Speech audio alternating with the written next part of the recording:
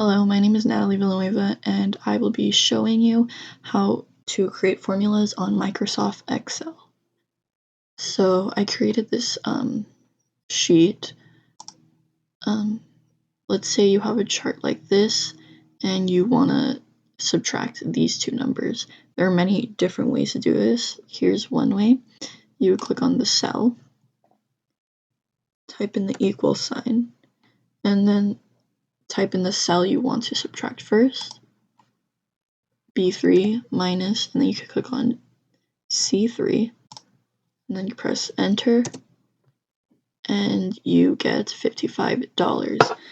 Another way to do that is you could always type it in here, equals, and then you could do it yourself, B4 minus C4, enter, and then you have that. And then it would be the same for the last two.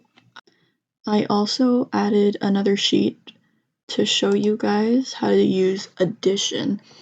So say you get a chart like this and you want to add all these numbers up. So there's also, again, many ways to do addition on Excel. One way is to click on the cell, and then, as always, equal sign, and then you would type in sum because you're adding, parentheses, and then since you are adding all these numbers under the B column, you would type in, so the first is B3, and then if you want to include all these numbers, colon, and then the last one, B8. So it would include B3, B4, B5, B6, B7, and B8 when you put a colon, and then make sure you put closing parentheses and enter, and then it gives you $336. And then another way, a quicker way to do that is by highlighting all these cells that you want to add.